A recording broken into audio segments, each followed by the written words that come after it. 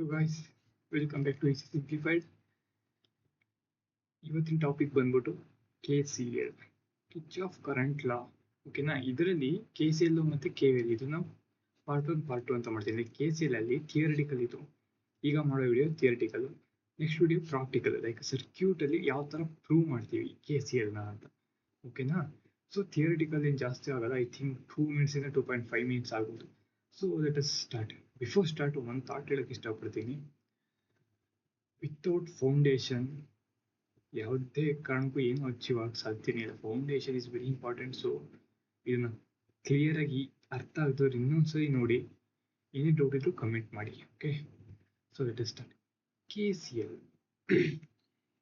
ಅಂದರೆ ಕಿಚ್ of current ಲಾ ಅಲ್ವಾ?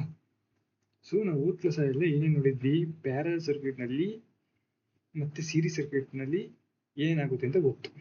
But parallel ಸರ್ಕ್ಯೂಟ್ನಲ್ಲಿ ನಾವು ನೋಡಿದ್ವಿ ಕರೆಂಟ್ ಸ್ಪ್ಲಿಟ್ ಆಗುತ್ತೆ ಅಂತ. ಬಟ್ ಕ್ವಶನ್ ಏನಂದರೆ ಎಕ್ಸಾಕ್ಟ್ ಆಗಿ ಕರೆಂಟ್ ಹೇಗೆ ಸ್ಪ್ಲಿಟ್ ಆಗುತ್ತೆ ಅಂತ ಅದನ್ನ ಎಕ್ಸ್ಪ್ಲೇನ್ ಮಾಡೋಕ್ಕೆ ಕೆ ಸಿ ಎಲ್ ಯೂಸ್ ಮಾಡ್ತೀವಿ.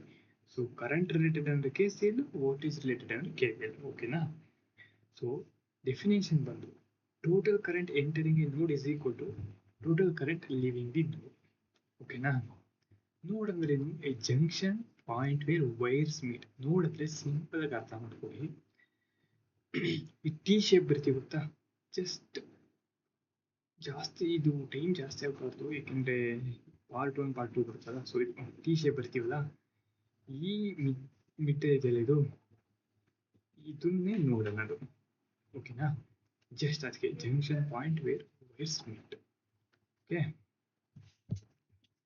ದೆನ್ ಫಾರ್ಮುಲಾ ಒಂದು I in is equal to I out. Okay, nothing but input is equal to output. I is equal to I1 plus I2 plus I3. ಇದಕ್ಕೆ ಇದೇನು ಅರ್ಥ ಆಗ್ತಿಲ್ಲ ಅಂದರೆ just example ಅರ್ಥ ಮಾಡಿ.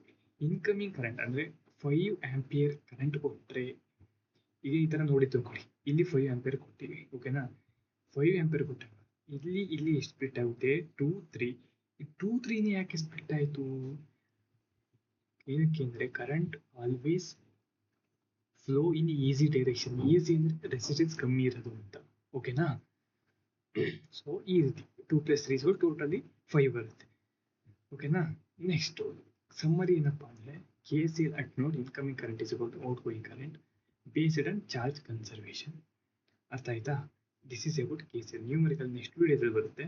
So I hope ಅರ್ಥ ಆಗಿದೆ. ಈಗ ಏನಾದರೂ ಲೈಕ್ ಈ ಥರ ಏನಾದರೂ ಡೌಟ್ ಬರ್ಬೋದು ನಿಮಗೆ, ಏನಂತ, ಈ ಕರೆಂಟ್ ಸ್ಪ್ಲಿಟ್ ಆಯ್ತಲ್ಲ, ಎಲೆಕ್ಟ್ರಾನ್ ಏನಾದ್ರು ಲಾಸ್ ಆಯ್ತಾ ಅಂತ.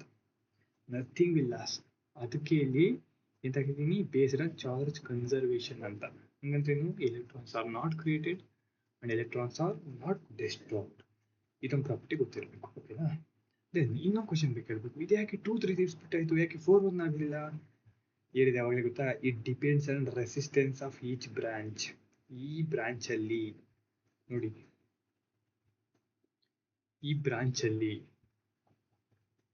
ನೋಡಿ ಈ ಥರ ರೆಸಿಸ್ಟೆನ್ಸು ಇದ್ದು, ಇಲ್ಲೂ ರೆಸಿಸ್ಟೆನ್ಸ್ ಇದ್ದು, ಓಕೆನಾ, ಇಲ್ಲಿ 5 ಇದ್ದು, ಇಲ್ಲಿ 4 ಇದ್ದರೆ ಕರೆಂಟ್ ಇಲ್ಲಿ ಜಾಸ್ತಿ ಹೋಗುತ್ತೆ ಅಲ್ವಾ?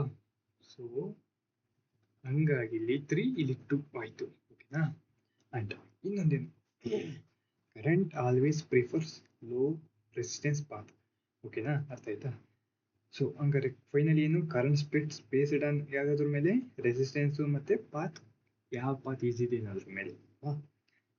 ಸೊ ಇನ್ನೊಂದು ಇಂಪಾರ್ಟೆಂಟ್ ಏನಂದರೆ, ಕರೆಂಟು ಯಾವುದೇ ಕಾರಣಕ್ಕೂ ಯೋಚನೆ ಮಾಡ್ಕೊಂಡು ನಿಂತ್ಕೊಳಲ್ಲ. ಇಲ್ಲಿ ಬಂದ್ಬಿಟ್ಟು ನಾನು ಈ ಕಡೆಗೆ ಹೋಗ್ಲಾ ಅಂತ, ಅದು ಫಿಸಿಕ್ಸ್ನ ಅಪ್ಲೈ ಮಾಡುತ್ತೆ. ನಥಿಂಗ್ ಬಟ್ ಇಲ್ಲಿ ರೆಸಿಸ್ಟೆನ್ಸ್ ಕಮ್ಮಿ ಇರುತ್ತೆ, ಅಲ್ಲಿ ಹೋಗುತ್ತೆ. ನಥಿಂಗ್ ಬಟ್ ಇಲ್ಲಿ ಈಸಿಯಾಗಿ ರೋಡ್ ಇರುತ್ತೆ, ನಾವು ಅಲ್ಲೇ ತಾನೇ ಟ್ರಾವೆಲ್ ಮಾಡೋದು. ಸುಮ್ಮನೆ ಗುಂಡಿ ಎಲ್ಲ ಇದೆ, ಅಲ್ಲೇ ಟ್ರಾವೆಲ್ ಮಾಡೋಕ್ಕೆ ಇಷ್ಟಪಡ್ತೇವೆ ಇಲ್ಲ ತಾನೇ? ಅದೇ ಥರ easy for travel. Okay, and this is all about KCL.